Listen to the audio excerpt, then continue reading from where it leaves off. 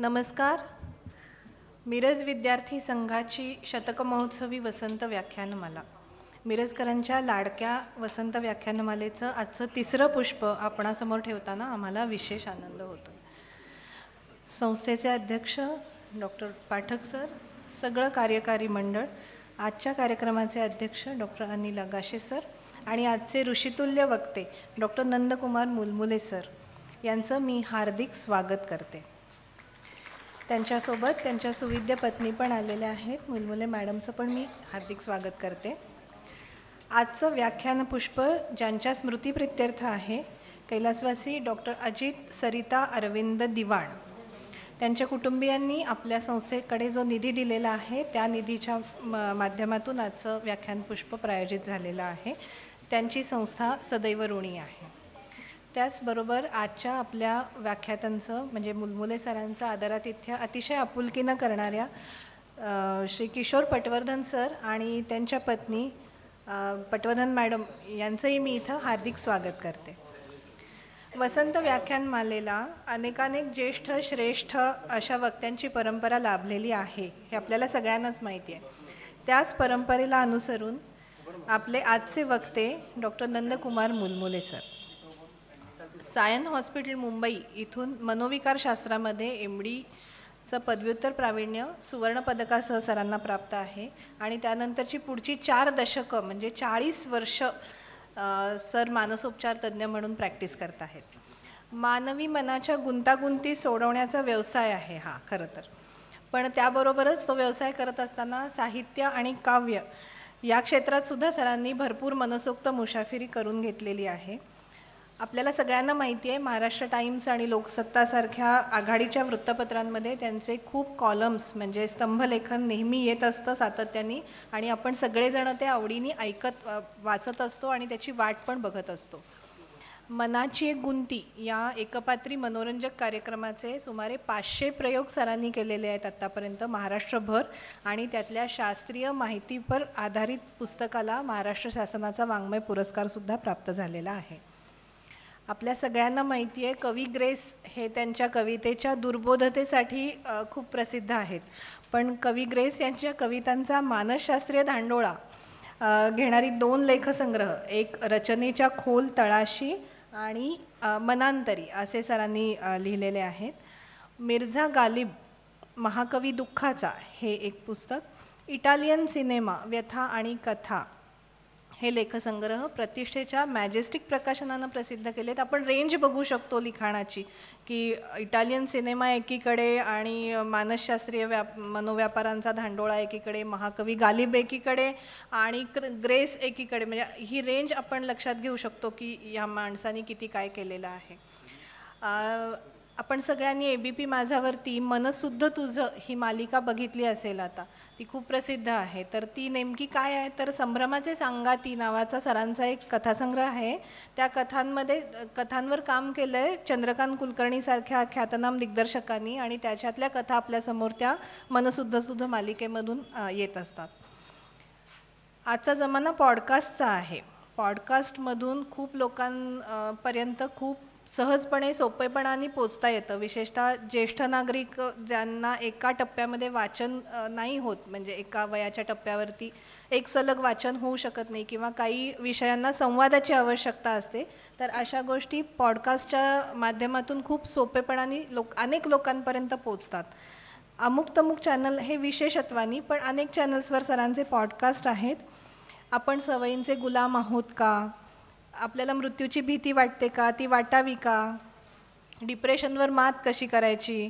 वाढतं वय, निवृत्ती, एकटेपणा आणि सगळ्यात हिट झालेला त्यांचा पॉडकास्ट आहे सुखाचा शोध घेता येतो का? आपल्यापैकी बऱ्याच जणांनी हे पॉडकास्ट बघितले असतील किंवा एखादा पॉडकास्ट तरी सरांचा आपल्या नजरेतून गेलेला असेल. सरांची लोकप्रियता नक्की एवढी आहे. मानवी मनोव्यापार, साहित्य आणि काव्याच्या क्षेत्रामध्ये अशी चौफेर मुसाफिरी करणारं ऋषितुल्य व्यक्तिमत्व आज आपल्याला वक्ता म्हणून लाभलं आहे. तर संस्थेच्या वतीनं आपण त्यांचं स्वागत करूया. शतक महोत्सवी संस्थेचा स्मृतिचिन्ह आणि संस्थेचा सरांच्या प्रती असणारा जिव्हाळा आणि प्रेम व्यक्त करणारं गुलाब पुष्प देऊन आपण सरांचं स्वागत करूया.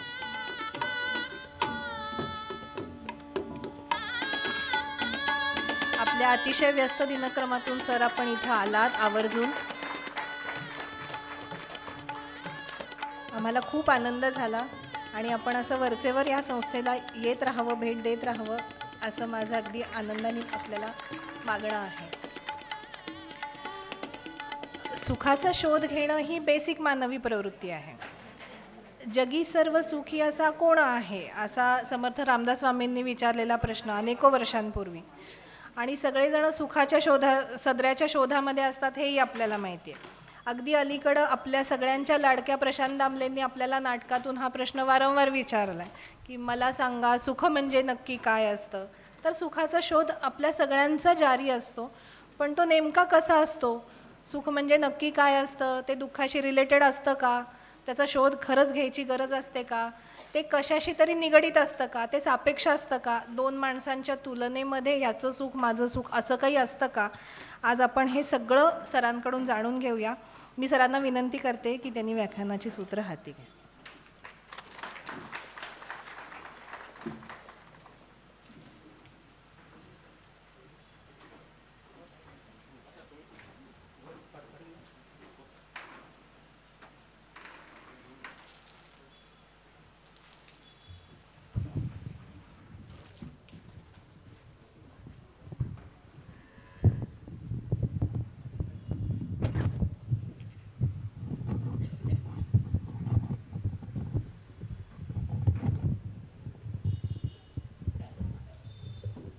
समोर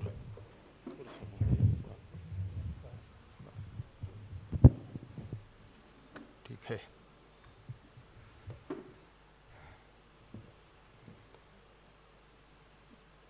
रसिक हो,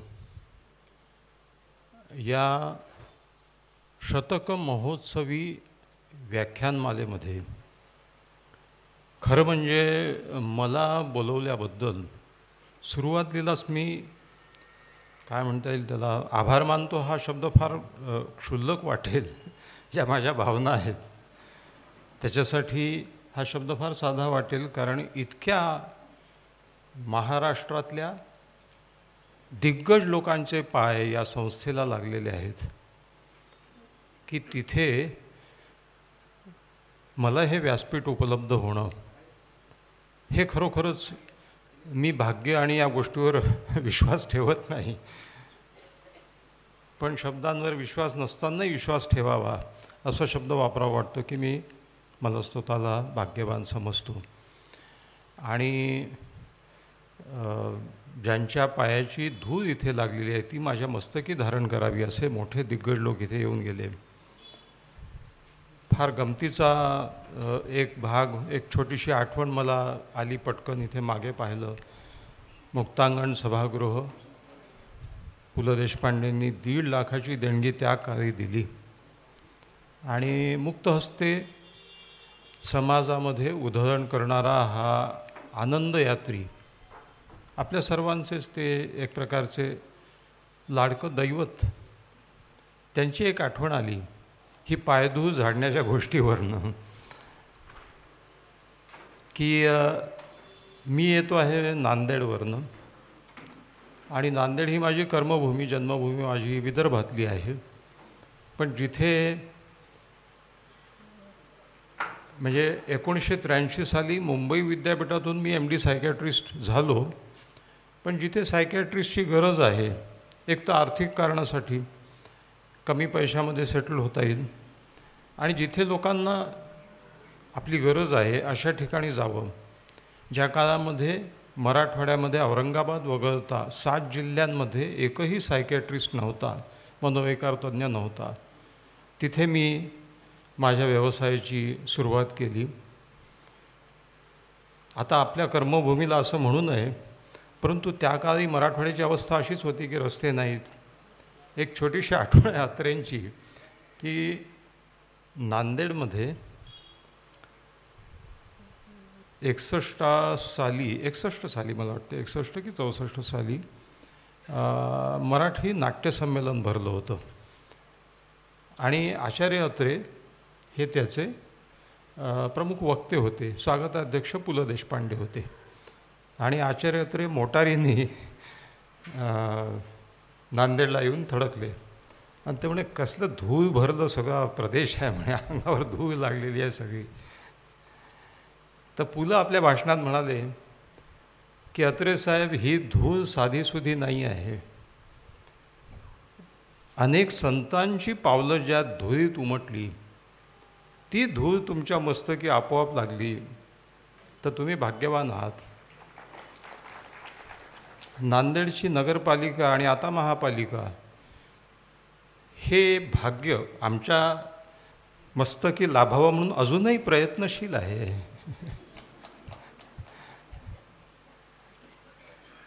पायधुळीवरनं हा शब्द आठवला की इथे तर धूळसुद्धा नाही आहे, पण त्यांचे पाय इथे लागले. अशा मोठ्या मोठ्या लोकांचे हस्ताक्षरं जपून ठेवले आहे. मी तर अनेक फोटो काढले आलेले. अशा ठिकाणी मला बोलवलं, त्याबद्दल सुरुवातीला अगदी सपशेल आभार मानतो. आणि आपल्या विषयाला सुरुवात करण्यापूर्वी विषयाचाच भाग आहे तो की मनोविकार तज्ज्ञ आणि मनोरुग्ण यांच्याबद्दल समाजामध्ये जे अनेक गैरसमज आहेत, त्या गैरसमजाची सुरुवात माझ्या व्यवसायापासूनच कशी झाली ते सांगतो अगदी थोडक्यात. आणि ते मांडताना हेही तुम्हाला सांगून जातो की जवळजवळ 1984 साली मी प्रॅक्टिस सुरू केली. 40 वर्ष उलटून गेले. पण या 40 वर्षामध्ये आपल्या लोकांची मानसिकता मनोरुग्णांकडे पाहण्याची आणि मानसिक विकारांकडे पाहण्याची अजिबात बदललेली नाही. ह्याचा भीषण प्रत्यय मला परवा आला. 1984 सालीची एक गोष्ट सांगतो आणि परवाची गोष्ट सांगतो. 84 साली माझा व्यवसाय मी सुरू केला. दवाखाना उघडून बसलो. मला असं वाटलं की जसा डायबेटॉलॉजिस्ट आपला दवाखाना उघडतो, पेशंट यायला लागतात, ऑर्थोपेडिक सर्जन, अस्थिरोग तज्ज्ञ दवाखाना उघडतो, लोक यायला लागतात. मानसरोग तज्ज्ञाकडे यायला लोकांना सोशल टॅबू, अंधश्रद्धा, अज्ञान, अनेक डोंगर पार करावे लागतात. मी सुरुवातीची गोष्ट सांगतो. मला एका माझ्या सर्जन मित्राचा फोन आला. तो असं म्हणाला की माझ्या दवाखान्यात म्हणजे त्याच्या दवाखान्यामध्ये तो म्हणाला की माझ्या जवळच कुटुंबीय आहेत, त्यांची एक मुलगी आहे 20 वर्षाची आणि काहीतरी ॲबनॉर्मल बिहेवियर करते आहे, बडबड करते आहे, तर तिला येऊन तू माझ्याकडे येऊन तपास. तर मी त्याला म्हटलो की मी निरोगी आहे, म्हणजे एकही पेशंट नाही माझ्याकडे, तू पाठवून दे त्यांना.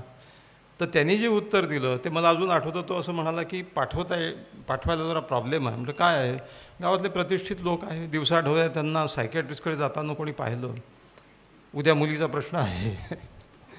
म्हटलं हे काय डॉक्टरच्या मनात इतके गैरसमज असतील तर आपल्या देशात तर लोकांची अवस्था त्या काळी काय, साक्षरता इतकी नव्हती. आता साक्षरता वाढली आहे असं म्हणतात, खरं खोटं देव जाणे किंवा सरकार जाणे. अशी एक व्याख्या करतात की वेडाव कोण जो हवेत कल्पनेचे बंगले बांधतो, इमले बांधतो, त्याच्यात जाऊन राहतो, आणि मनोविकार तज्ज्ञ कोण जो त्या बंगल्याचं भाडं वसूल करतो. मी अनेक ठिकाणी कार्यक्रमाला जायचो. मी विचार असा केला की एका कन्सल्टिंग रूमच्या तपासणी कक्षाच्या 4 भिंतीत बंदिस्त होण्यापेक्षा लोकांपर्यंत पोचावं, लोकांमधले गैरसमज दूर करावे.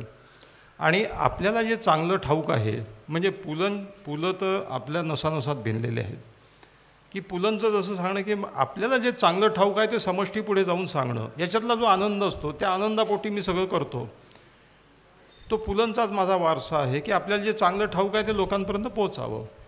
सगळं स्वांत सुख आहे, पण ते देण्यातही सुख जे आहे ते मिळवण्याचा प्रयत्न, हे सुखाची वाटचालच इथून सुरू होते. म्हणून कार्यक्रम सुरू केला. मी अनेक ठिकाणी जायचो. एका ठिकाणी गेलो आणि ही रचलेली गोष्ट नाही, खरीच घडलेली आहे. संचलन करता उत्साहाच्या भरात काय बोलतो, काय बोलेल याचा काही नेम नसतो. उत्साह म्हणा किंवा घाबरलेला असतो म्हणा. तो म्हणाला डॉक्टर नंदकुमार मुलमुले हे प्रख्यात तज्ज्ञ मनोरुग्ण आहेत. थोडा शब्दांचा फेरफार झाला, नशीब MBBS MD नाही म्हणाला. संचालन करणारा किंवा करणारी काय बोलेल याचा नेम नसतो. एका कवी संमेलनाला गेलो. एका कवयित्रीला त्याला पाचारण करायचं होतं. तर तो असं म्हणाला की मी अमुक कवयित्रीला मंचकावर येण्याचे आवाहन करतो. मराठी इतकं वाईट झालं आहे की मंच आणि मंचक याच्यातला फरक कळला नाही. त्या कवयित्रीचं नाव शैलबाला होतं, हा सारखा तिच्या नावाचा उच्चार शैलबाला असं करत होता. म्हणूनही असेल ती धावत आली. तेव्हा लोक असं म्हणतात की मनोविकारांची माहिती किंवा या सगळ्या प्रश्नांची माहिती, मानसिक समस्यांची माहिती आम्हाला कशाला, आमचा काय संबंध आहे. मित्रो, 1972 साली एक सायकॅट्रिस्ट झाला मार्टिन सेलिगमन. त्यांनी एक नवीन कन्सेप्ट मांडला. तो असं म्हणाला की मनोविकार तज्ज्ञ म्हणून आपण मानसिक रुग्णांना दुरुस्त करतो, पण हजारो लाखो सर्वसामान्य लोकांचं काय की ज्यांच्याजवळ पैसा आहे, स्थैर्य आहे, बऱ्यापैकी सामाजिक प्रतिष्ठा आहे, पद आहे, पण आयुष्यात आनंद किंवा सुख ज्याला आपण म्हणतो, जे काही म्हणतो ते मिळालं असं त्यांना वाटत नाही. ते आपण त्यांना शिकवलं पाहिजे. आणि ही गोष्ट खरी आहे की माणूस हा एकमेव प्राणी आहे ज्याला सगळं शिकवावं लागतं. कारण आपल्या संस्कृतीचा उदय शिकवण्यापासून झाला आहे. संस्कृती ही शिकवलेली गोष्ट आहे. It is a learn phenomena. बघा, मूल जन्माला आल्याच्यानंतर ते रांगायला लागतं. फ्रॉइडचं एक वाक्य आहे, ऑन्टोजेनी रिकॅपिच्युलेट्स फायलोजेनी. म्हणजे मूल असणे, जन्मल्यापासून मोठा माणूस होण्यापर्यंतची जी वाढ आहे ती आदिमानवाची सुसंस्कृत माणूस होण्यापर्यंतची वाढ तो रिप्ले करत असतो. मूल रांगतं, त्याला 2 पायावर चालायला कोण शिकवतं? तुम्हाला शिकवावं लागतं. तुम्हाला ही गोष्ट खोटी वाटेल, 2 पायावर चालणं नॅचरल आहे. नाही, मूल जन्माला आल्याबरोबर 2 पायावर चालत नाही. याचा एव्हिडन्स आहे, याचा पुरावा असा आहे की जी मुलं काही कारणामुळे जंगलामध्ये टाकून दिल्या गेली, अशी काही उदाहरणं आहेत. त्या मुलांना लांडग्यांनी किंवा अस्वलांनी वाढवलं. आपली मोगलीची जी स्टोरी आहे रुडियार्ड किपलिंगची, ती याच्यातूनच निर्माण झालेली आहे. त्यांना म्हणतात फेराल बेबीज. फेराल बेबीज म्हणजे babies which are raised, developed, looked after bye animals. तो मुलगा सापडला याच्यात. उत्तर प्रदेशमध्ये एक मुलगा सापडला होता. तो 4 पायावर चालत होता, त्याला 2 पायावर चालणं माहीत नव्हतं. माणूस हा एकमेव प्राणी आहे ज्याला सगळं शिकवावं लागतं. म्हणून पालकत्वाचे धडे देणारे क्लासेस निघालेले आहेत, मोटिवेशनल स्पीकर्स निघालेले आहेत. पालकत्वाचे कसले धडे? एक काळ होता पालकत्व आपोआप यायचं आणि कोणी पालकत्व म्हणून वेगळं करत नव्हतं. आपलाच काळ, आमच्या लहानपणीचा काळ. आता पालकत्वाचं फॅड इतकं बोकाळलेलं आहे. मला कोणतरी विचारलं पालकत्वाचं पहिलं तत्त्व काय, प्रिन्सिपल काय? मी म्हटलं एकाच वाक्यात सांगतो, अजिबात पालकत्व करू नका. मुलांना मूलपण, बालपण उपभोगू द्या. तर माणूस हा एकमेव प्राणी आहे ज्याला सगळं शिकवावं लागतं. म्हणून सुख कसं मिळवायचं, निव्वळ पैशाने माणसं आनंदी होत नाहीत. इथून मग या वाटचालीची सुरुवात झाली. मी दवाखान्यातून बाहेर पडलो, कार्यक्रम करायला लागलो, अंधश्रद्धा निर्मूलन समितीमध्ये सामील झालो. 10 वर्ष मी काम केलं अनिसामध्ये. तर त्यावेळी लोक सुरुवातीला असं म्हणाले की दवाखान्यात पेशंट येतात, त्यांचे नातेवाईक असतात, त्यांना काय माहिती द्यायची ती द्या, आमचा काय संबंध आहे. मी लोकांना असं म्हणतो की मनोविकारांचा आणि तुमचा संबंध नाही असं तुम्हाला वाटत असेल तर तो तुमचा मोठा गैरसमज आहे. मनोविकार तुमच्या उंबरठ्यापर्यंत येऊन पोहोचले आहेत. माणसाची मानसिकता अजून बदलली नाही. उलट आता मानसिक ताण वाढवणाऱ्या अनेक गोष्टी वेगाने वाढतात आहेत. आपलं आयुष्य फार साधं होतं एकेकाळी, आता ते आयुष्य कॉम्प्लिकेटेड होत चाललं आहे. आणि त्याच्यावरती माहितीचा महापूर येऊन त्सुनामी येऊन आदळते आहे प्रचंड, की माणसाचा मेंदू ते सहन नाही करू शकत. तेव्हा डॉक्टरला दवाखान्यात पेशंटला माहिती द्यायला वेळ असतो. या गैरसमजापोटी जे काही हे झालेले आहेत त्याचं निराकरण करण्यासाठी मी एक किस्सा सांगत असतो. एका हॉस्पिटलमध्ये टेलिफोनची बेल वाजली. सिस्टरने फोन उचलला. तो म्हणाला की सिस्टर तुमच्या हॉस्पिटलमध्ये, पलीकडचा माणूस बोलत होता, सिस्टर तुमच्या हॉस्पिटलमध्ये रूम नंबर 5मध्ये एक खरपटकर नावाचा पेशंट ॲडमिट आहे का? सिस्टर म्हणाली हो. त्याला किती दिवस ठेवणार आहात, काय त्रास आहे, त्याचा डिस्चार्ज केव्हा करणार वगैरे ते माणसांनी प्रश्न विचारले, सिस्टरनी सगळी उत्तरं दिली. आणि मग विचारलं तुम्ही कोण बोलत आहात, तर तो माणूस म्हणाला की मी रूम नंबर 5मधला खरपट करत बोलतो आहे. डॉक्टरांना वेळच नाही आमच्याशी बोलायला. ही गोष्ट किस्सा म्हणून घेण्याची काही गरज नाही. पुण्याच्या पंचतारांकित कॉर्पोरेट हॉस्पिटलमध्ये परवा माझे एक अत्यंत जवळचे मित्र, मोठे साहित्यिक, हार्ट काय म्हणतात त्याला अँजिओप्लास्टीसाठी ॲडमिट झाले. आणि त्यांनी मला फोन केला. ते म्हणाले की ₹1,00,000 ₹2,00,000 काय घ्यायचे ते घेतले, घेऊ बापडे, त्याचं काही नाही आहे. परंतु प्रमुख डॉक्टर जे राऊंडला येतात ते 2 मिनिटाच्या वर माझ्याशी बोलत नाही. माझ्या मनात अनेक प्रश्न आहेत, पण मी त्यांना विचारू नाही शकत. येतात, पटापट पाहतात, हच ओके असं करतात आणि चालले जातात. तेव्हा डॉक्टरांना, दवाखान्यात लोकांना काही माहिती द्यायला वेळ असतो, हा गैरसमज आहे. अनेक गोष्टी असतात. या सगळ्या गोष्टीपोटी कार्यक्रम सुरू झाला. मनाची एक गुंती, तो मी स्टँडअप शो करायचो, 500 प्रयोग केले महाराष्ट्रभर. नंतर मग मार्टिन सेलिग्मनची ही जेव्हा कथा माझ्या वाचनात आली आणि त्याचं संशोधन त्यांनी फार उत्तम केलेलं आहे, सगळं अत्यंत शास्त्रीयदृष्ट्या, की माणसं फक्त पैसा आहे म्हणून सुखी नसतात. सुख कसं मिळवायचं हे त्यांना शिकवावं लागतं. People who have 1/20th of the money than the rich people are more happier than people who have got 20 times more money. So money does not bring happiness. मग सुखाची तत्व काय आहे? मग इथे जो शोध सुरू झाला तो असा की सुख ही ज्याला आपण सुख म्हणतो, कधी आनंद म्हणतो, हे शब्द आपण आलटून पालटून वापरतो. परंतु जर आपण नीट पाहिलं तर आपल्या सुखाच्या कल्पना वयाच्या प्रत्येक टप्प्यावर बदलत जातात. विद्यार्थी दशेमध्ये यश म्हणजे सुख, गृहस्थाश्रमी सुख म्हणजे प्लेजर. मग माणसाच्या उत्तरकाल सुरू होतो, त्यावेळी त्याच्या लक्षात येतं की यश आणि सुख हे पुरेसं नाही, आनंद नावाची एक वेगळी गोष्ट आहे. आणि उत्तरकाली मग समाधान, म्हणजे ज्याला आपण कंटेंटमेंट म्हणतो. यश म्हणजे सक्सेस, सुख म्हणजे प्लेजर, आनंद म्हणजे हॅपीनेस आणि समाधान म्हणजे कंटेंटमेंट. आपल्या शास्त्रामध्ये 4 पायऱ्या सांगितलेल्या आहेत. आश्रम 4 सांगितलेले आहेत: ब्रह्मचर्य, गृहस्थ, वानप्रस्थ आणि संन्यास्त, किंवा धर्म, अर्थ, काम आणि मोक्ष. तशाच आपल्या तथाकथित सुख किंवा आनंद मिळवण्याच्या ह्या 4 पायऱ्या आहेत. पहिले तुम्हाला सुखाबद्दल छोट्या गोष्टी सांगतो, नंतर आपण या 4 पायऱ्या कशा आहेत ते पाहू.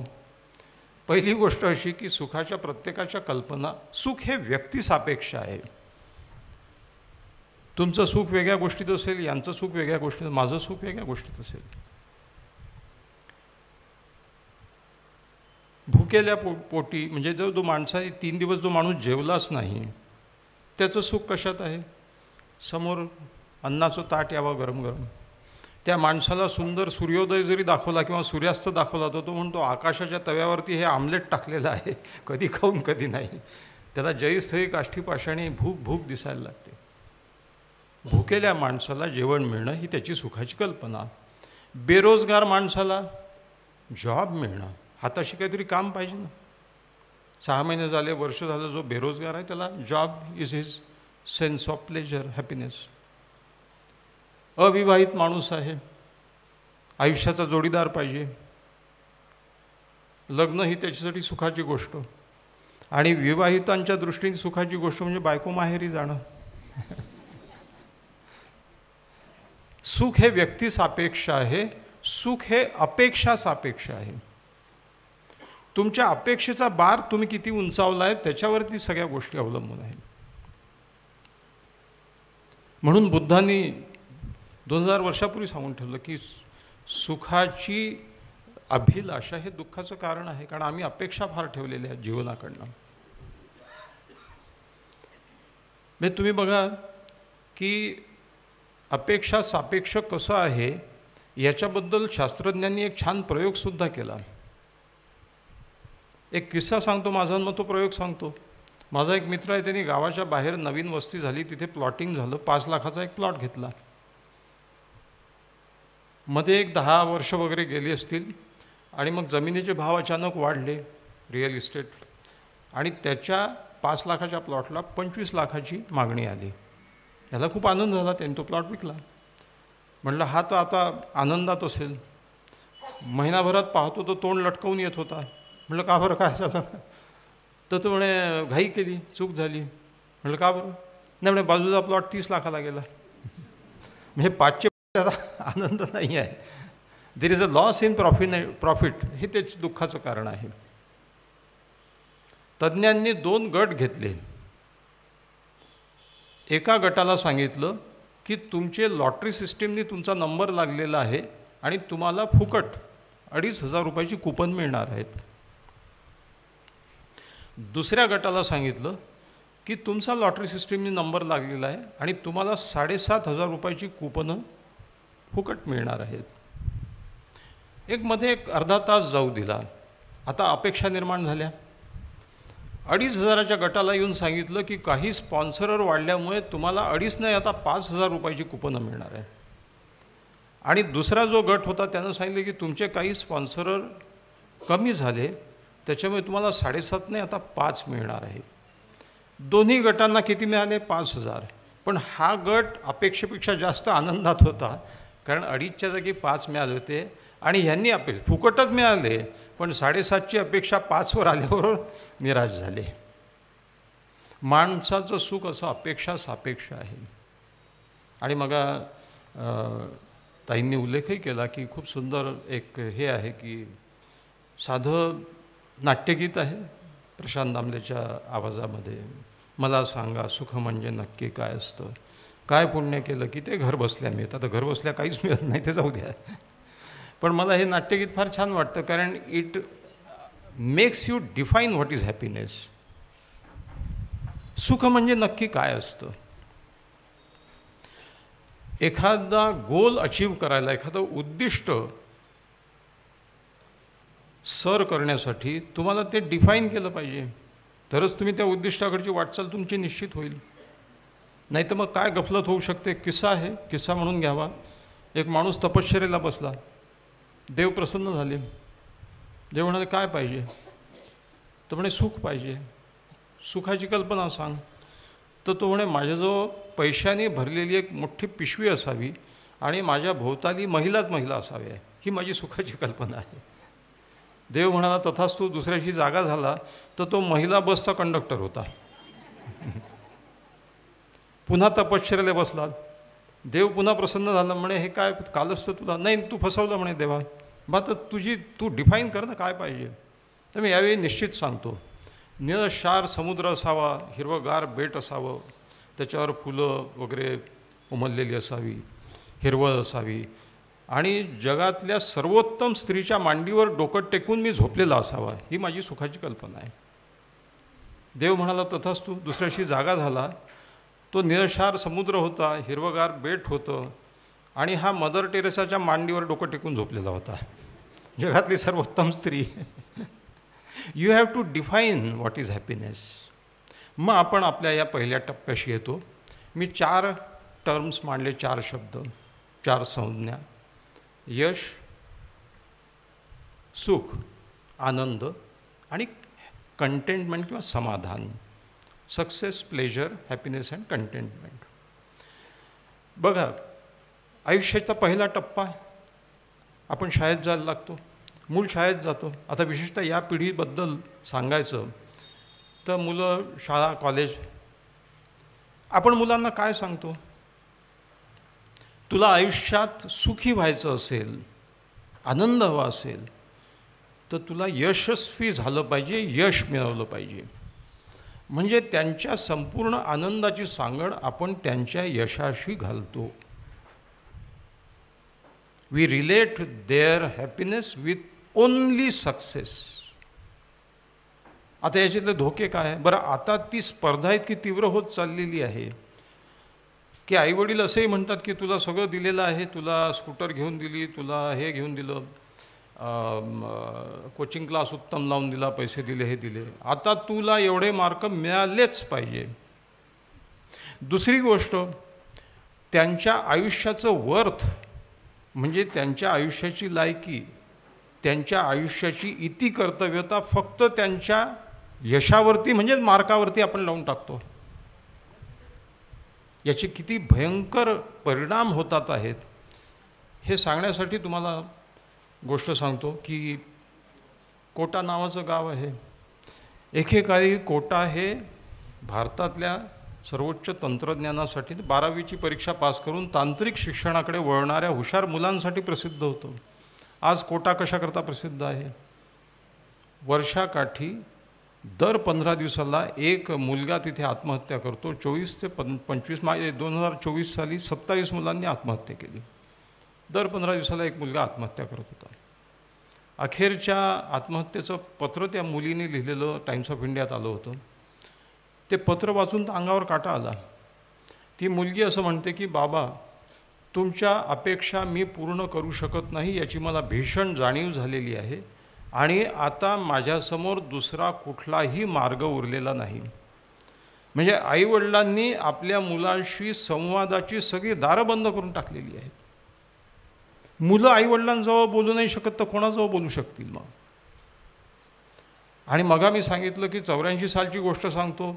गैरसमज अजूनही कसे दूर झाले नाही. मी 1 महिन्यापूर्वी बिट्स पिलानी गोवा परिसर, गोव्याला गेलो होतो. बिट्स पिलानी ही तंत्र शिक्षणातली अग्रगण्य संस्था आहे, बिर्लांनी स्थापन केली. त्याच्या फक्त 4 शाखा आहेत. एक पिलानी राजस्थान, दुसरी हैदराबाद, तिसरी गोवा आणि चौथी दुबईला आहे.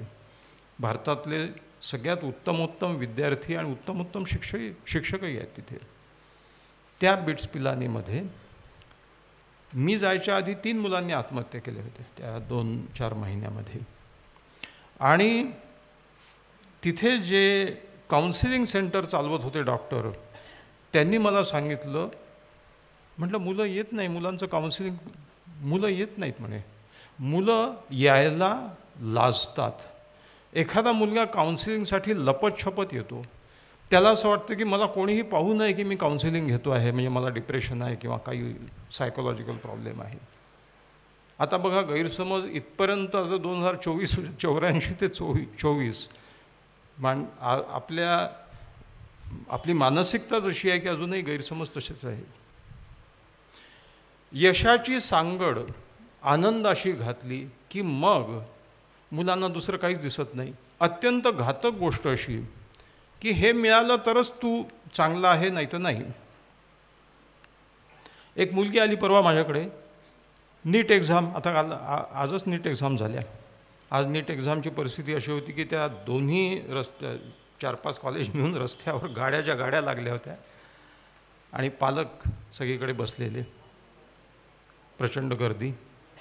त्या नीट एक्झामला अपिअर होणारी मुलगी ती असं म्हणाली की मी माझ्या बाबांना म्हणते आहे की मला डिप्रेशन येते आहे, तर मला सायकियाट्रिस्टकडे घेऊन चला. तर ते हसतात आणि ते म्हणतात, हे तुझे नसते चोचले आहेत किंवा तुझं काय म्हणजे सोंग आहे का, तुझा अभ्यास करत नाही आहे, तुला मार्क कमी मिळण्याची भीती आहे म्हणून तू हे करते आहे.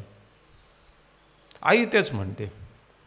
ती म्हणाली की आमच्या ज्ञातीचा परवा एक सोहळा झाला, सत्कार झाला. मागच्या वर्षी ज्या मुलांना MBBS किंवा याला ॲडमिशन मिळाली, तर माझी आई माझ्याकडे पाहून कुत्सितपणे म्हणाली की आमच्या नशिबी हे भाग्य आहे का की तुला वरती स्टेजवर बोलवतील आणि चांगले ॲडमिशन. ती म्हणते नाही, मला शक्य, माझ्या डोक्यात नाही शिरत. आम्ही मुलांना दुसरा मार्ग नाही ठेवला. यशाची सांगड आनंदाशी किंवा उद्दिष्टाची सांगड आनंदाशी घातली किंवा त्यांच्या वर्थ, त्यांच्या लायकीशी घातली की मग मुलांसमोर दुसरा पर्याय आपण ठेवत नाही. केवढी घातक गोष्ट आहे. मग सगळं काही घडून गेल्याच्यानंतर अरे रेला काही अर्थ नाही आहे. एक उद्दिष्ट आहे, फिजिक्समध्ये 100 पैकी 90 मार्क मिळवायचे, ठीक आहे, उद्दिष्ट असलीच पाहिजे. मुलांनी आपली प्रगती केलीच पाहिजे, मुलांनी यशोशिखरं काबीज केली पाहिजे, काही वाईट नाही आहे त्याच्यामध्ये. माणसाने यशासाठी झटू नये का? बिलकुल झटावं. त्यासाठी काही प्रमाणात स्पर्धा. खरं म्हणजे जे कृष्णमूर्ती असं म्हणतात की मुलांच्या आयुष्यामध्ये 2 शब्द कधीही येऊ नयेत, स्पर्धा आणि परीक्षा. आता घ्या, आपली शिक्षण पद्धती या 2 शब्दावरच आधारलेली आहे. मला तर फार कधीकधी या गोष्टीचं क्रौर्यही वाटतं की आता ग्रेडेशन आहे असं मी ऐकतो, पण माझ्या लहानपणी 2 वर्ष KG अप्पर लोअर KGचे आणि 10 वर्ष 1ली ते 10वीचे, 12 वर्षात एकही दिवस असा नसेल की ज्यावेळी मला शाळेत जावं असं वाटलं. कंटाळाच यायचा. रवींद्रनाथ टागोर म्हणतात की माय स्कूलिंग इंटरफिअर्ड माय लर्निंग. शाळा खोडा घालतात तुमच्या शिक्षणामध्ये. आणि या स्पर्धेचा उद्दिष्ट असलं पाहिजे, ठीक आहे. आता उद्दिष्ट ठेवलं म्हणजे वाटचाल सुकर होते, वाटचाल तुमची एनर्जी फोकस होते, हे मिळवायचं आहे, ठीक आहे. पण मग ते मिळवण्याची वाटचाल महत्त्वाची आहे की ते मिळणं महत्त्वाचं आहे?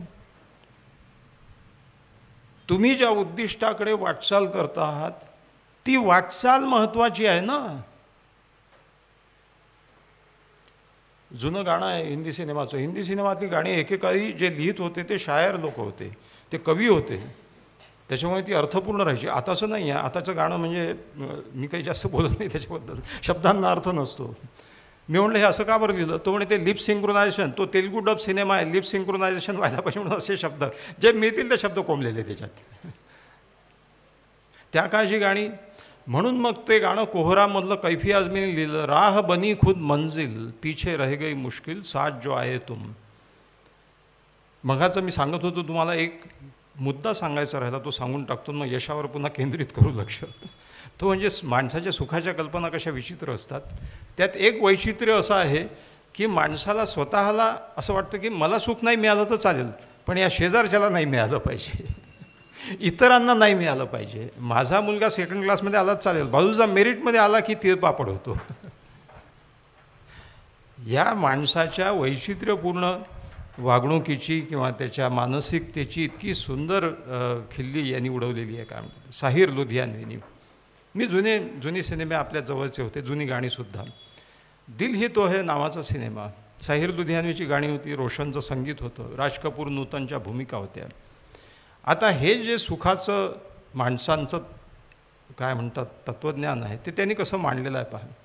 राज कपूर नूतन प्रणयाराधन चालू आहे, त्याच्यात तोंडी गाणं आहे, तुम अगर मुझको न चाहो तो कोई बात नहीं, तुम किसी और को चाहोगी तो मुश्किल होगी. अब अगर मेल नहीं है तो जुदाई भी नहीं, बात तोड़ी भी नहीं तुमने बनाई भी नहीं, ये सहारा ही बहुत है मेरे जीने के लिए, तुम अगर मेरी नहीं हो तो पराई भी नहीं, गैर के गम में करा हो मेरे गम में ना करा हो तो कोई बात नहीं, गैर के गम में करा होगी तो मुश्किल होगी. मला नाही भेटलीच चालेल, दुसऱ्याला नको. माणसाच्या सुखाच्या अशा विचित्र कल्पना. यशाचा तो धागा पुन्हा पकडायचा तर उद्दिष्ट जरुरी आहे. मुलांनी झटलं पाहिजे, अभ्यास छान केला पाहिजे, वादच नाही, पण तो अभ्यास आनंददायी झाला पाहिजे याच्याकडे कोणाचंच लक्ष नाही आहे. समजा 100 पैकी 90 फिजिक्समध्ये मार्क मिळवायचे असं जर उद्दिष्ट असेल, ठीक आहे. तो मुलगा फिजिक्सचा आनंद घेणं महत्त्वाचं आहे की फक्त हेच लक्ष की मला कसे मिळतील मार्क. मग तो डेस्परेट होतो, अँक्शस होतो. एकदा तुम्ही आपल्या वर्थची, आपल्या लायकीची आणि आपल्या आनंदाची सांगड उद्दिष्टाशी घातली की वाटचालीतला आनंद नष्ट होतो. मग ती वाटचाल जीवघेणी होऊ शकते. एकदा नाही मिळाले, पुन्हा नीट परीक्षेला दुसरा अपिअरन्स, मग आता तो झालं पाहिजे, किती वर्ष पुन्हा परीक्षा देणार. ते डेस्परेट होऊन जातात मुलं. वाटचालीतली क्रिएटिव्हिटी नष्ट होते. तो मुलगा फिजिक्सबद्दल छान दुसरे काही वाचायला लागला तर लोक म्हणतात, मास्तर म्हणतात की हे फालतू वाचू नको, ते सिलेबसमधलं नाही आहे. सिलेबसमधलं काय नाही आहे, आनंद आहे ना भौतिकशास्त्र शिकणं, त्याच्यातला आनंद काढून घेतला पाहिजे. त्याला घोटमपट्टी. एक छोटासा मुद्दा मांडतो. आता एक कौटुंबिक मैफल आहे, गप्पाच मारतो आहोत आपण. माझ्या मनात अनेक प्रश्न येतात. 150 वर्ष झाले नोबेल प्राईज सुरुवात होऊन, समजा 100 वर्ष झाले, 100 वर्षाच्या थोडं वर झाले.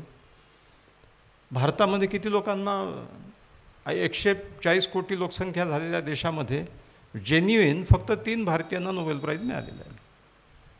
रवींद्रनाथ टागोर साहित्य, सी.व्ही. रमन फिजिक्स आणि सत्यार्थी प्रकाश सामाजिक कार्य. बाकीचे ज्यांना मिळाले ते आधीच अमेरिकेत जाऊन संशोधन करत होते, त्यांचा तसं ते भारतीय राहिले नव्हते. मदर टेरेसाने तर आम्ही टाकून दिलेल्या मुलांना सांभाळलं, तिथं युगोस्लावियन होती. असं का बरं? आमचे मुलं हुशार नाही आहेत का?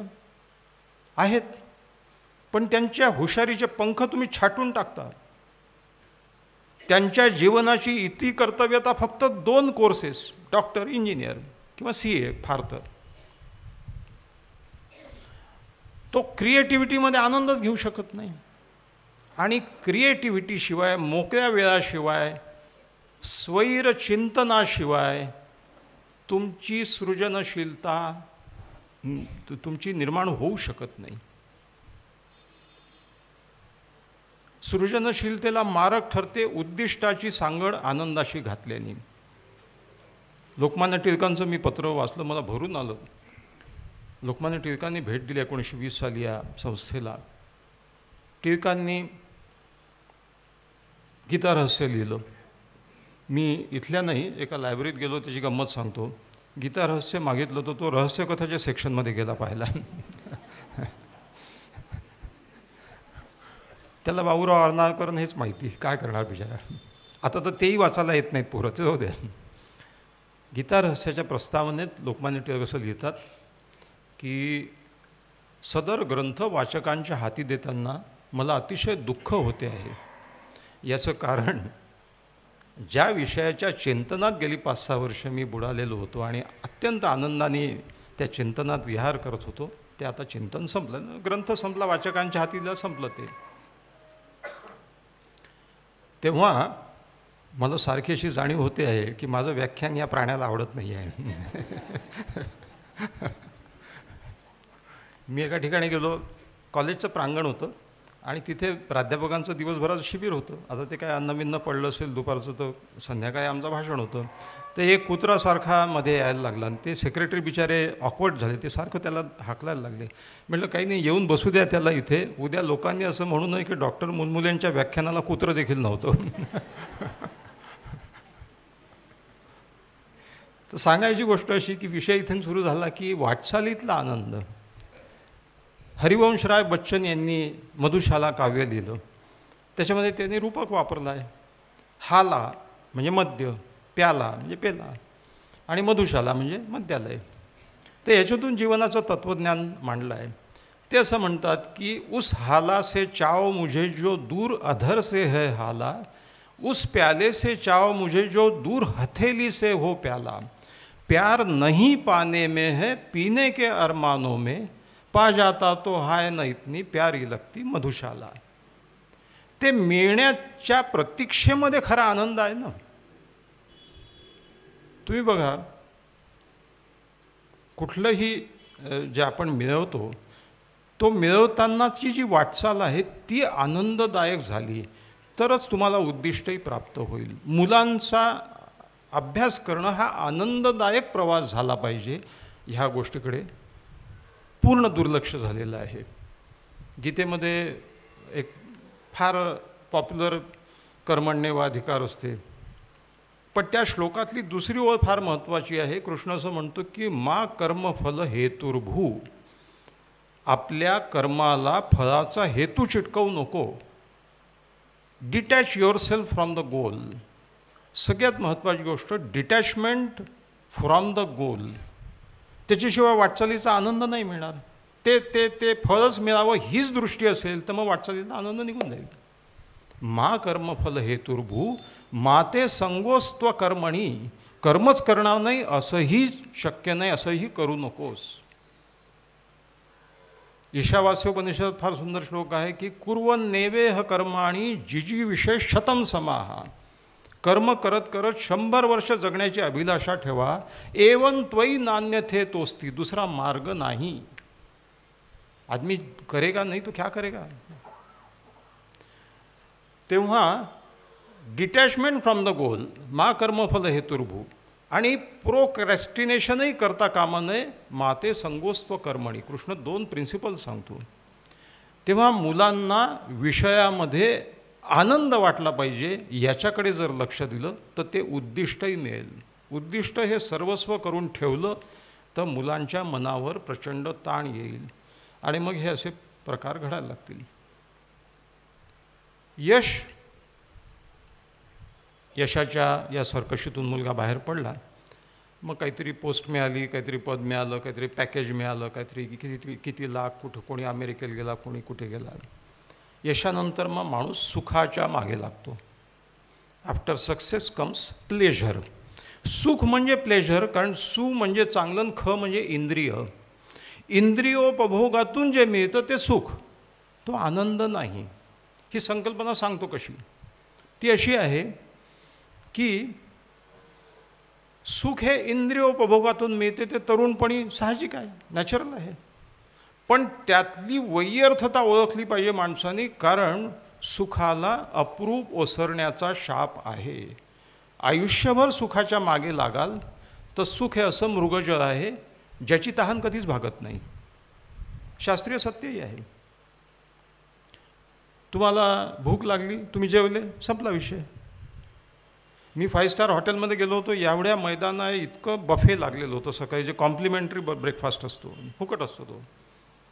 गेलो, एक वडा सांबार खाल्ला, एक आमलेट खाल्लं, एक ज्यूस पिला, वरतून एक चहा पिला, संपला विषय. मी ते सगळं खाऊ शकत नाही. माझ्या पोटाची कॅपॅसिटी अर्धा लिटरच आहे. सुखाच्या उपभोगाला मर्यादा आहे आणि सुखाला अप्रूप ओसरण्याचा शाप आहे. संध्याकाळची वेळ आहे, जरी तरुण मंडळी नसली जमली तरी जी मंडळी जमली आहे ती ही उपमा गोड करून घेतील. एक बियर पिली, मित्रांशी गप्पा मारताना छान वाटलं. 2 घेतल्या, ठीक, छान गप्पा रंगल्या. 3 घेतल्यानंतर मग गप्पापेक्षा डोकं गरगरायला लागलं. 4 घेतल्याने चौपट सुख मिळेल का? नाही. 4 घेतल्यानंतर कशाची शुद्ध राहणं. 5 घेतल्यानंतर तो आडवा होईल, 6 घेतल्यावर उचलून न्यावं लागेल. अधिक बियर म्हणजे अधिक आनंद असा आहे का? तुम्ही 1 पेढा खाल्ला तर आनंद होईल आणि 4 पेढे खाल्ले तर चौपट आनंद नाही, मळमळायला लागेल. म्हणजे अधिक उपभोग म्हणजे अधिक सुख, हे समीकरण चुकीचं आहे. अर्थशास्त्रामध्ये एक नियम आहे, law of diminishing returns. The more you consume a product the less pleasure it's going to give you.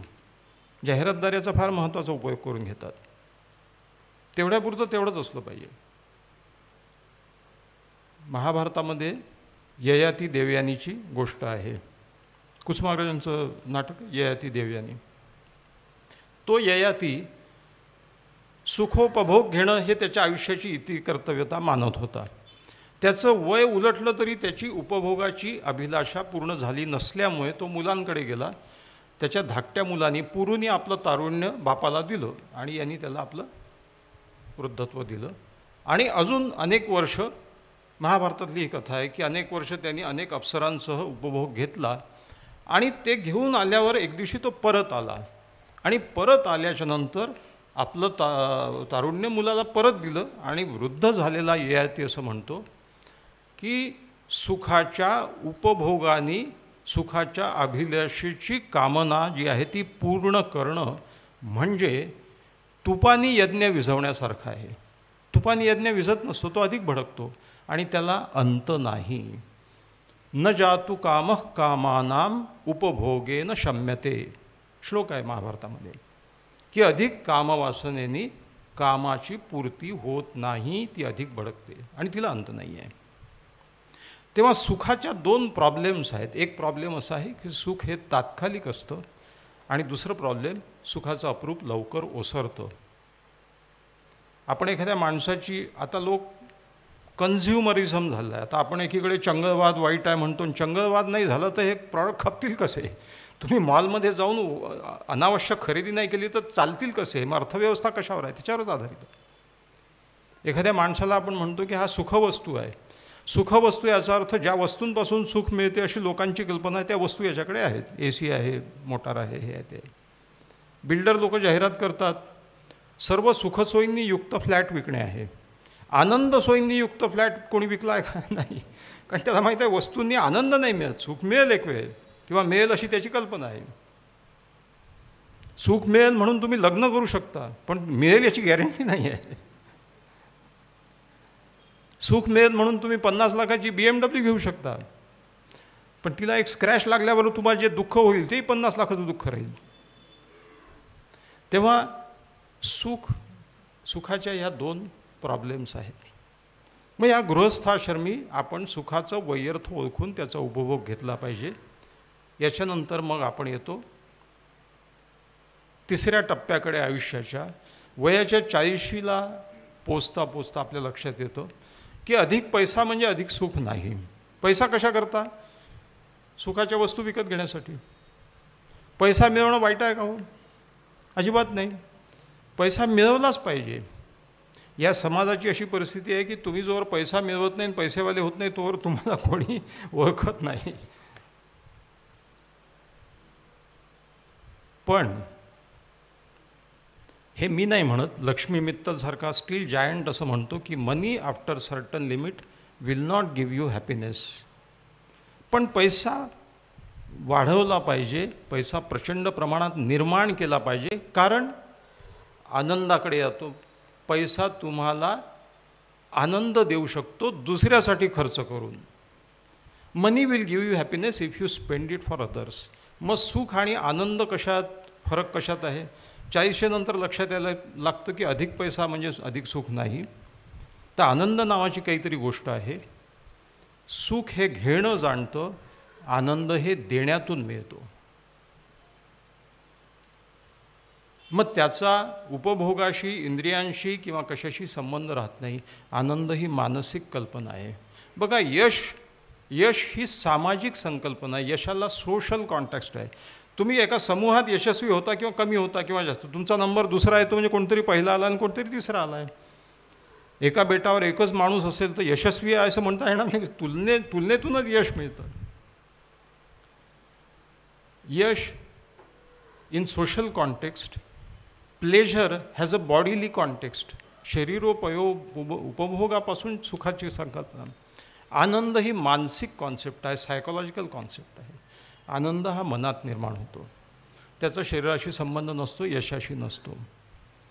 आनंद हा देऊन मिळतो. WHO दरवर्षी सर्व राष्ट्रांची उतरंड मांडते, हॅपीनेस इंडेक्स मांडतं.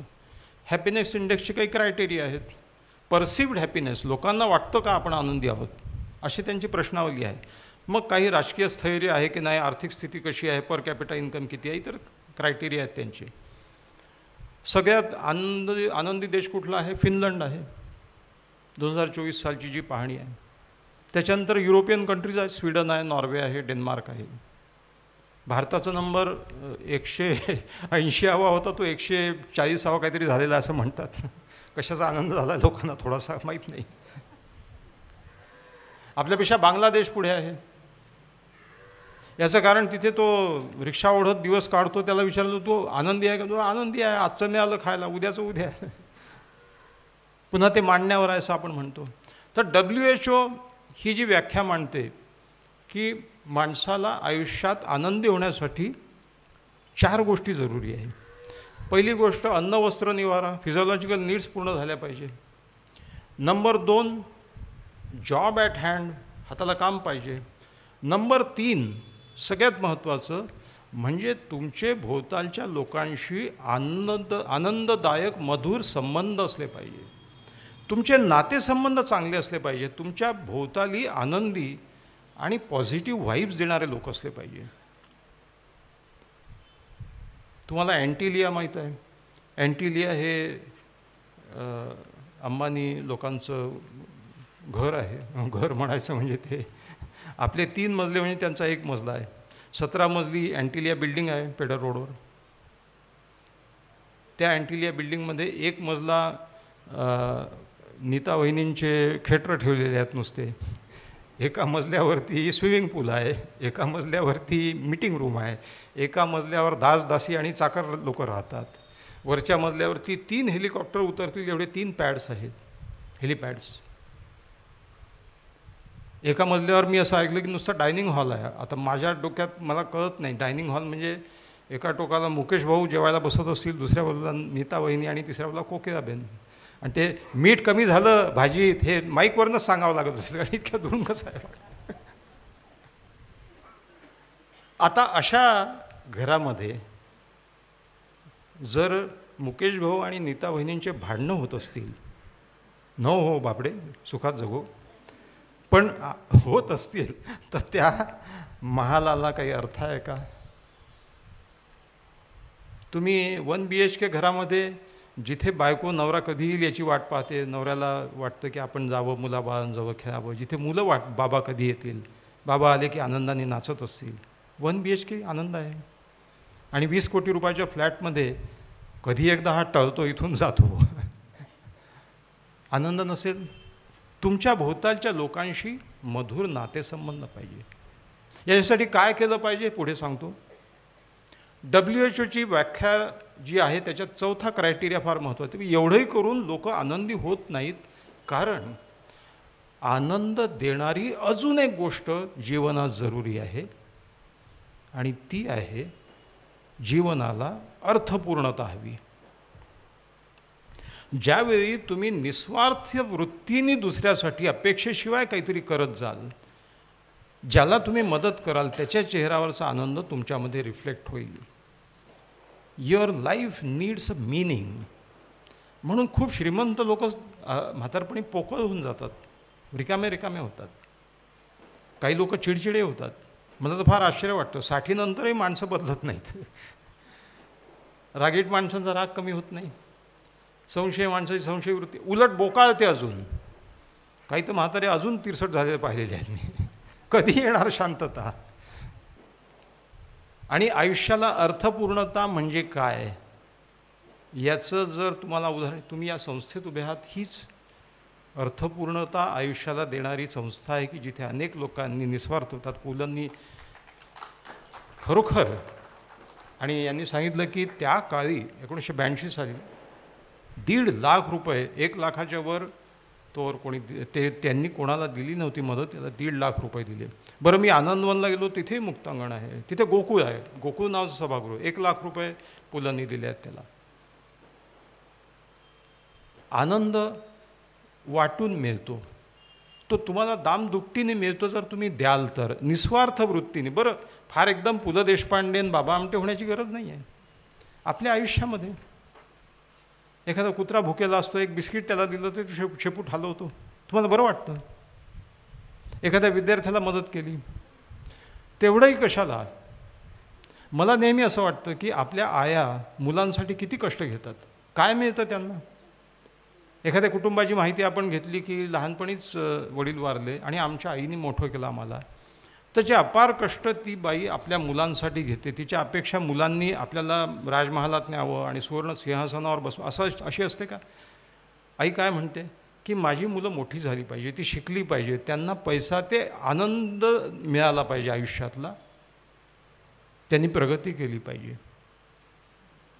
तिच्या चेहऱ्यावरचा आनंद त्या उतारवयामध्ये मुलांचं वैभव पाहून, मुलांचं आयुष्य समृद्ध झालेलं पाहून, अर्थपूर्णता. आयुष्यातल्या या छोट्या छोट्या गोष्टीमध्ये ही अर्थपूर्णता असते. ती मिळवल्याशिवाय, मिळवण्याचा प्रयत्न केल्याशिवाय तुमच्या आयुष्यात खऱ्या आनंदाची प्राप्ती होत नाही. मग आपण यश, सक्सेस, सुख, प्लेजर, आनंद, हॅपीनेस इथपर्यंत येऊनही एक टप्पा असा येतो आयुष्याचा. आणि मी असं म्हणत नाही की समाधान हे 60 नंतरच आलं पाहिजे. मला खूप चांगलं वाटतं, अनेक तरुण समाधानी असतात. सर नाही मिळाली ॲडमिशन मला जे पाहिजे होतं, पण इट्स ओके. अनेक मुलं, आता आपण मुलांना काय म्हणतात त्याला, आपल्याला असं वाटतं की ही पिढी अशी आहे तशी आहे, पण मला काही काही आशेची अशी किरणं दिसतात की मोठ्या पॅकेजची नोकरी सोडून आले आणि NGOत काम करतात आहेत, कुठेतरी मध्य प्रदेशमध्ये, बिहारमध्ये कुठेतरी जाऊन काय. They are trying to find meaning to the life. ते मुलं आहेत की ज्यांना कळलं आहे की 1.5 लाख, 2 लाख, 5 लाखाचं पॅकेज काही ठीक आहे, ते फुकट नाहीत देत पैसे, ते पिळून घेतात. तुम्हाला 14-14 तास, 18-18 तास काम करावं लागतं. त्याची व्यर्थता ओळखून आपल्या आयुष्याचा आनंद कशात आहे हे शोधणारी मुलं, माझ्यासाठी समाधान त्या वयातच त्यांनी प्राप्त करण्याचा प्रयत्न, कमीत कमी आपण 60 नंतर तरी समाधानी व्हायला पाहिजे. विदारक सत्य हे आहे की माणसासाठी उलटूनही नाही मला मिळालं नाही, I was more worth than what I got वगैरे, असे लोक पाहिले ना की मला इतकं आश्चर्य वाटतं की तुम्हाला. आणि माणसाची टेंडन्सी काय आहे की त्याला जे जे त्याच्या बाबतीत चांगलं झालं ते तो विसरून जातो, ते नाही मोजत तो. मला कोणी कसं फसवलं हेच मोजतो, माझं कोणी कसं वाटवं केलं किंवा काय झालं. म्हणून मग समाधानी होण्यासाठी कुठल्या 3-4 गोष्टी जरुरी आहेत, ज्यांना आम्ही मॅच्युअर डिफेन्सेस म्हणतो. माझा एक पॉडकास्ट आहे याच्यावरती, मॅच्युअर डिफेन्सेस. डिफेन्स म्हणजे माणसाची संरक्षक व्यवस्था आपल्या मनाची उभारी कायम ठेवण्यासाठी, आपला इगो कायम ठेवण्यासाठी. त्याच्यामध्ये मॅच्युअर डिफेन्सेस आहेत की कशाने माणसाची परिपक्वता दिसते. त्या 3-4 गोष्टी मांडतो आणि या कार्यक्रमाच्या व्याख्यानाच्या शेवटाकडे येतो. पहिली गोष्ट अशी, समाधानासाठी अत्यंत आवश्यक आणि जे समाधान मिळाल्यानंतर तुम्ही खरंच शांत होता आतून, ते म्हणजे जगातलं सगळ्यात मोठं अँटी डिप्रेसंट म्हणजे ॲक्सेप्टन्स, आत्मस्वीकार. मित्रो, हा बुद्धाचा हे आहे, म्हणजे आत्मस्वीकार ही कल्पना बुद्धाची आहे. Accept life as it is, accept yourself as you are आणि accept people as they are. 3 गोष्टी आहेत. आयुष्य आहे हे असं आहे, तुम्ही आहात असे आहात, आणि समोरचा माणूस आहे तसा आहे. माणसं दुःखी कशामुळे होतात? सगळ्यात महत्त्वाचं कारण म्हणजे मी म्हणतो तसं ही करत नाही किंवा हा करत नाही, मी म्हणतो तसे हे वागत नाही. महात्मा गांधी आणि विनोबाचा खूप छान याच्यावरती डायलॉग झाला. विनोबा म्हणाले की बापूजी, सत्याग्रह ये शब्द ठीक नहीं है. तर गांधीजी म्हणाले की क्या बात कर रहे. तर विनोबा म्हणे नाही, सत्य का आग्रह धरना और जो मेरा सत्य है उसी को मानना, मी म्हणतो ते सत्य, हे चुकीचं आहे ना. मग गांधी म्हणाले मग काय झालं आहे, माणसांनी सत्यग्राही व्हायला पाहिजे. आता जे सृष्टीचं सत्य आहे त्याचं ग्रहण केले, ग्राह्य धरलं पाहिजे. सत्याग्रह या शब्दामध्ये आहे, माणसं सत्याग्रही होत चाललेली आहे जास्तीत जास्त, की मी म्हणतो ते सत्य आणि ते दुसऱ्यांनी तसंच अंगीकारलं पाहिजे. मी इथे 6 लिहिले, तुम्हाला 9 दिसणार, मग मी म्हणणं मीच बरोबर आहे आणि तुम्ही चुकीचे आहात, किती चूक आहे. ह्या जगाकडे पाहण्याचा प्रत्येकाचा दृष्टिकोन वेगळा आहे. मला एक गोष्ट अशी दिसते, माझ्या बाजूला असणाऱ्याला 2-3 डिग्रीचा फरक पडेल ना त्याला. म्हणून दृष्टिकोन हा शब्द आपण वापरतो, पण आपल्या दृष्टीला एक कोन आहे, अँगल आहे. एव्हरीबडी परसिव्ह दिस वर्ल्ड डिफरंटली. हे जग वस्तुनिष्ठ नाही, हे व्यक्तिनिष्ठ जग आहे. हे जग आमच्या डोळ्यांनी आम्ही पाहतो तसं आहे. ऑब्सेसिव्ह स्वभावाचे लोक, कंट्रोलिंग बिहेवियरचे लोक. परवा अमेरिकेहून एका बाईने मला फोन केला. आम्हाला ऑनलाईन कन्सल्टेशन जगभरातून येतात, मराठी माणसंच तिथे जाऊन राहिलेले आहेत. आता माझ्या पॉडकास्टमुळे लोकांना वाटतं की हे काही सांगतील 4 शब्द. तर ती बाई म्हणाली, मी रिसर्च करते आहे, माझा नवरा चांगला आहे, मी सेटल्ड आहे अमेरिकेमध्ये, पण मला फार वाईट वाटत राहतं आणि माझं मन फार दुखतं की माझी आई अजून त्या घरामध्ये पिसलेली आहे की जिथे आमच्या वडिलांनी कंट्रोलिंग बिहेवियरशिवाय दुसरं काही केलंच नाही. आमच्या वडिलांनी खूप छान व्यवसाय केला, पैसे कमावले, आम्हाला कशाची कमी पडू दिली नाही, पण कशाचं स्वातंत्र्यही दिलं नाही आणि आपुलकी प्रेम नावाची गोष्ट नाही. मी म्हणतो तेच झालं पाहिजे या घरात.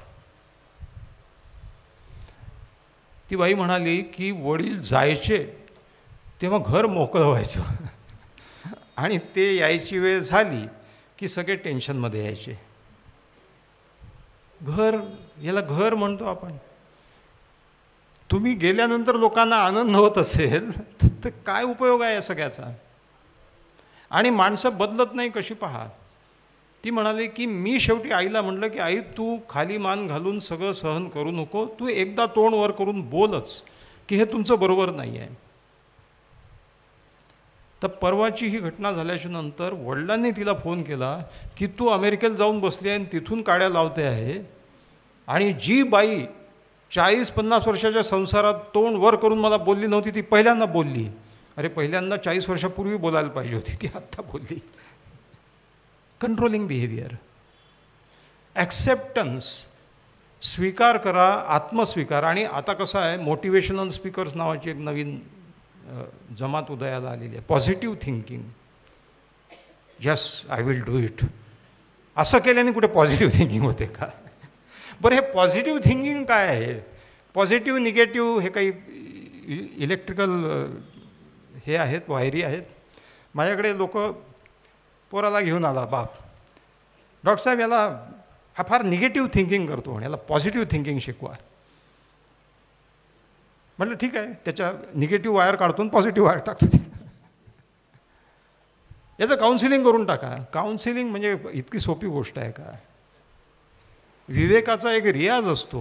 विवेक रोज प्रॅक्टिस. आज मी सुद्धा दिवसातून एकदा माझी सटकतेच, पण मग मी स्वतःला म्हणतो की मी लोकांना सांगत सुटतो मी बदललं पाहिजे. तुम्ही हळूहळू बदलता ना. नेहमी हजारो बाबा, तुम्ही सकाळी टी व्ही लावाल तर 32 चॅनलवर 35 बाबा प्रवचनं देत असतात. माणसं बदलतात का? प्रवचनाला गेल्यानंतर एक गोष्ट लक्षात आली माझ्या. प्रवचन आटपलं की माणसं उठतात आणि असे कपडे झाडतात आणि मग म्हणजे ते सुविचार तिथेच झटकून टाकतात आणि आपल्या कामाला लागतात. जे करायचं तेच करतात. माणूस वरून आत बदलत नाही, आतून बाहेर बदलतो. त्याच्यामुळे वरतून किती ओताल त्याचा काही उपयोग नाही. त्यांनी ठरवलं पाहिजे ना. पॉझिटिव्ह थिंकिंग याचं काउन्सिलिंग करून टाका. माझ्या डोक्यात कल्पना अशी की त्यात तो काय कल्पना घेऊन आला आहे, ऐकत नाही म्हणे, जरा हे करतो. मग ठीक आहे, काउन्सिलिंग करायचं करून टाकतो. किती? साधारण एक अर्धा तास लागेल. तुम्ही असं करा, बाहेर पेपर वाचत बसा, तोवर मी याचं काउन्सिलिंग करतो. मग त्या पोराला मी खुर्चीवर बसवतो, एक पांढरा कपडा बांधतो, त्याचं काउन्सिलिंग करायला लागतो. असं वाग, तसं वाग, असं वागलं पाहिजे. मग बाप येऊन म्हणतो, बापाला सांगतो मी काउन्सिलिंग झालं याचं. नाही, थोडंसं कानाच्या मागे राहिलं, अजून त्याला उठ म्हणलंही उठला पाहिजे, बस म्हणलं की बसला पाहिजे. छान काउन्सिलिंग करा, बारीक करा, असं छान. म्हणजे मागून आरसा दाखवतो मी, झालं काउन्सिलिंग. असं कुठे असते? People don't change. बदल. माणूस सगळ्यात हे पुलंचंच वाक्य आहे. माणसाला आयुष्यात सगळ्यात वेदनादायी कुठली गोष्ट असेल तर ती बदलाची आहे. लोकांना बदल नको असतो. वर्षानुवर्ष त्या स्वभावाच्या पिंजऱ्यामध्ये बंदिस्त असतात. याचं कारण आत्मस्वीकार नाही. आत्मस्वीकार, ॲक्सेप्टन्स आलं की मग तुम्ही आहे तसं जग स्वीकारता आणि माणसांना आहे तसं आधी स्वीकारता. तर स्वीकारात्मकता ही सकारात्मकतेची सुरुवात होते. पहिले वास्तव काय ते तर समजून घ्या. 40 वर्ष झाले नवऱ्याला सांगितलं म्हणे असे वस्तू इकडे तिकडे फेकत जाऊ नको, अजूनही तसंच करतो, कुठेही काही टाकून देतो, कुठे दरवेळी मला शोधून द्यावं लागतं. 40 वर्ष झाले सांगून जो बदलला नाही तो आता कुठे बदलणार आहे? सोडा ना आता. ॲक्सेप्ट आहे असं आहे. या जगात जे जे बदलणं शक्य आहे ते बदला. जे बदलणं शक्य नाही त्याचा नाद सोडून द्या आणि ही वस्तुस्थिती स्वीकारा. स्वीकारात्मकता. सेकंड, क्षमाशीलता. मित्रो, जगातले सगळे संघर्ष संपू शकतात एका शब्दाने, क्षमाशील व्हा. म्हणजे क्षमा मागा आणि क्षमा करा. मी हे अशा प्रकारचं व्याख्यान दिलं. एक श्रोत्यातून चिठ्ठी आली, पाकिस्तानला क्षमा करावी का? अरे म्हटलं बाबा, तुमच्या आमच्या आयुष्याबद्दल बोलतो आहे रे मध्यमवर्गीय. पाकिस्तानला कुठे चालला तू? मी काही पॉलिटिकल वक्ता आहे का? आपल्या आयुष्याची गोष्ट करतो आहे. छोट्या छोट्या गोष्टीसाठी आम्ही सूड भावना, क्रोध, राग, द्वेष, असूया ह्या सगळ्या मानवी भावना आहे. प्राण्यांमध्ये क्रोध, राग, सूड, क्रोध आहे पण प्राणी क्रोधाविष्ट काही कारणाशिवाय होतं. माणूस हा एकमेव प्राणी आहे जो ठरवून सूड घेतो प्लॅन करून. कुठलाही प्राणी प्लॅन नाही करत, तिथल्या तिथे उत्तर देतो, मोका होतो. ती त्याच्या जगण्याची इन्स्टिंक्ट आहे. सापाने विचार केला, हा माझ्या शेपटीवर पाय देऊन गेला का? बरं, 5 दिवसानंतर याला असाच चावील मी. साप असा ठरवत नाही, तिथेच काय हिशोब मोका करतो आणि चालला जातो. ह्या सगळ्या सेकंडरी इमोशन्स आहेत ज्या संस्कृतीच्या नंतर उदयाला आलेल्या आहेत. आणि अजून एक वाक्य आहे माझं की सगळी संस्कृती ही निसर्गविरोधी आहे. माणूस सुसंस्कृत झाला तेव्हापासून निसर्गाच्या विपरीत वागायला लागला आणि निसर्गाचं आता ओरबाडणं तर इतकं प्रचंड झालेलं आहे की माणसं जो काही प्रलय आहे किंवा जो अंत आहे पृथ्वीचा तो लवकर जवळ आणतो आहे माणूस. आज आता 2025 साल आहे, अजून 10 वर्षांनी काय होईल, काही परिस्थिती बदललेली मला माहीत नाही. सगळीकडे उन्हाळा आहेत का? ज्या पुण्यामध्ये, ज्या कोल्हापूरमध्ये माझा मित्र सांगत होता की लहानपणी पंख्याची गरज नव्हती, तिथे डेझर्ट कूलर विकायला आले. सांगा आता.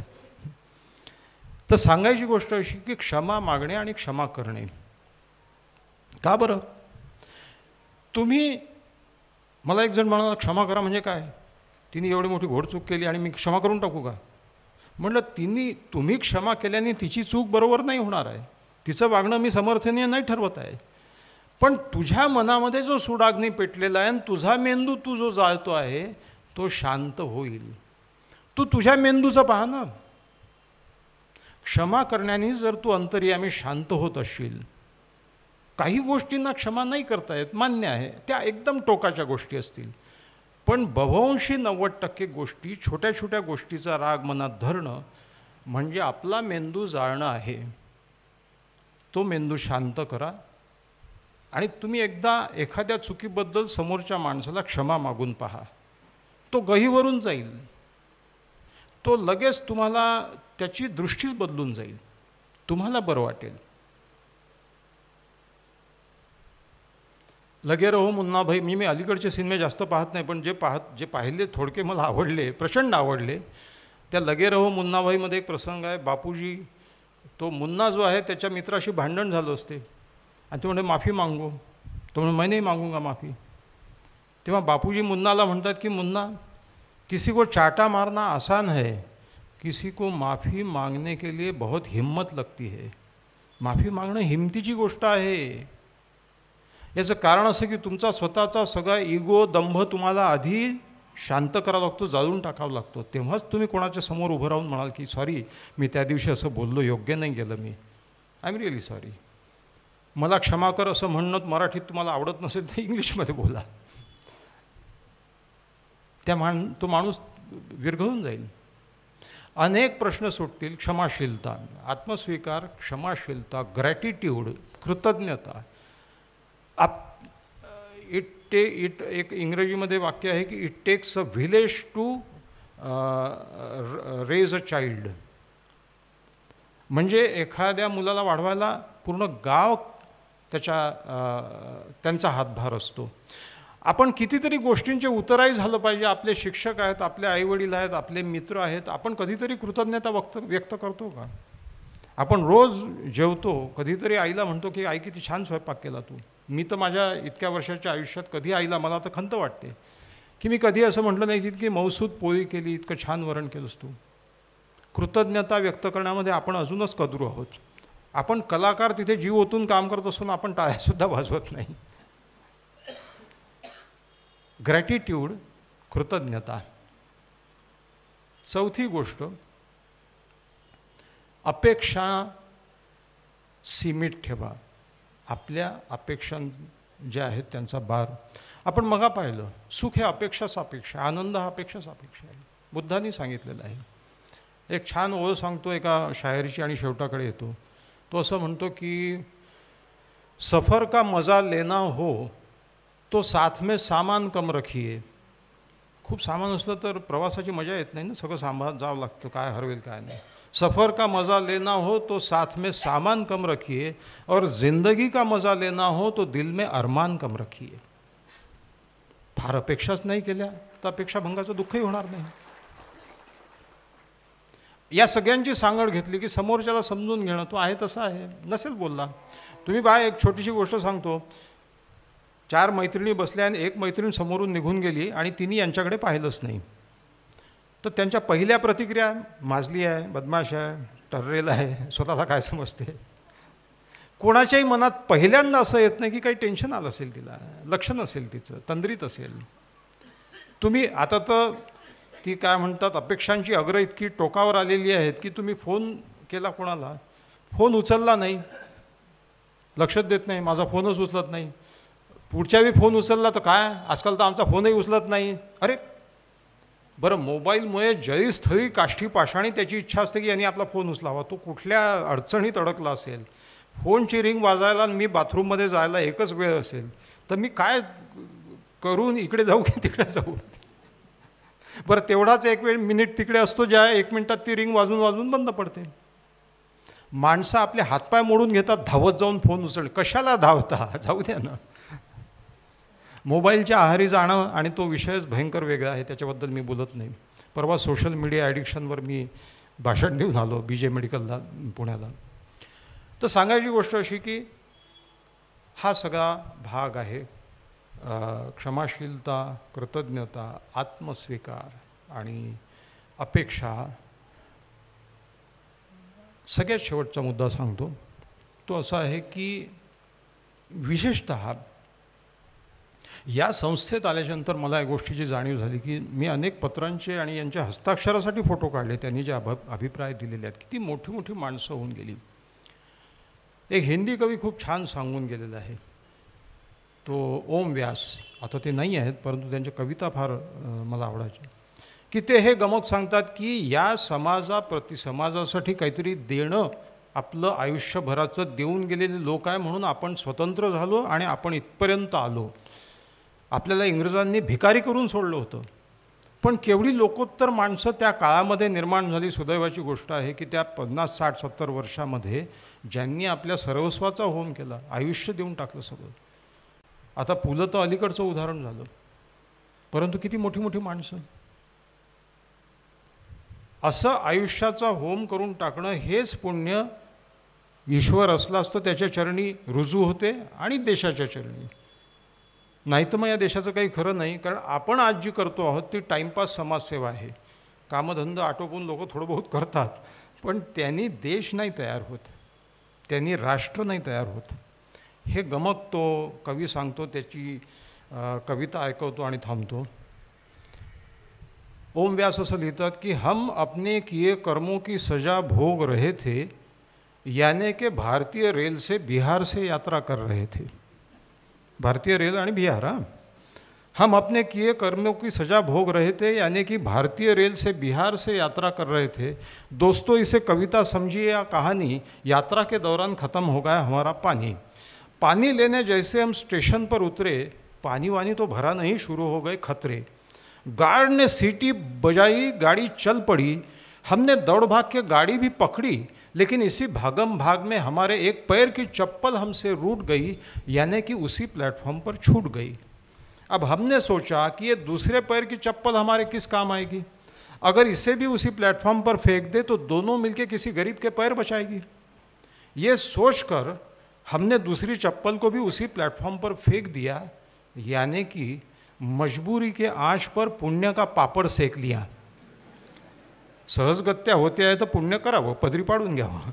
यानी कि मजबूरी के आंच पर पुण्य का पापड़ सेक लिया, लेकिन ये पुण्य ऊपर वाले को बिल्कुल ही नहीं भाया, क्योंकि अगले ही स्टेशन पर पिछले डब्बे से एक व्यक्ति हमारी पहली चप्पल ले आया.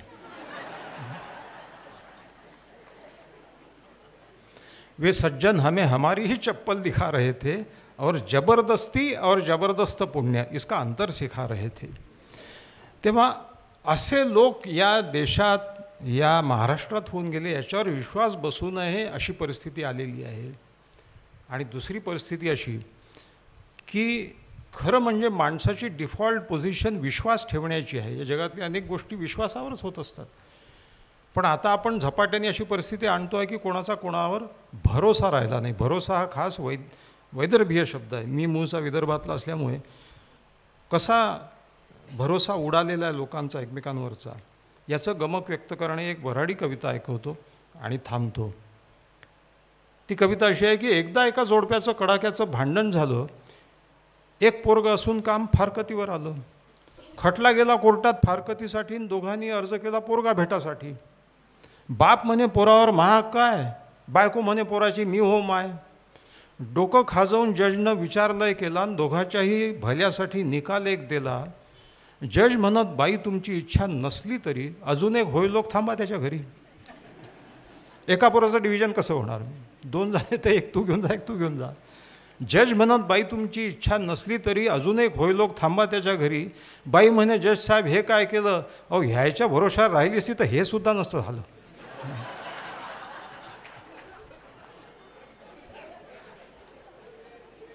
दिवस बेभरोशाचे आलेले असून सुद्धा तुम्ही माझं काय नाव, एवढ्या मोठे लोक इथे येऊन गेलेले आहेत. कालच जे सुनील कुमार लवटे अत्यंत मोठे विद्वान गृहस्थ ज्यांनी तर्कतीर्थांवर एवढं संशोधन 11 खंड प्रकाशित केले, तर अशा लोकोत्तर व्यक्तींचे पाय लागले त्या ठिकाणी तुम्ही भरोसा ठेवून मला बोलवलं, त्याबद्दल मी तुम्हा सर्वांचे आभार मानतो. मी लिहिलेली काही पुस्तकं निवडक तिथे आणलेली आहेत, जरूर तुम्ही ती घ्या अशी विनंती करतो आणि थांबतो. धन्यवाद.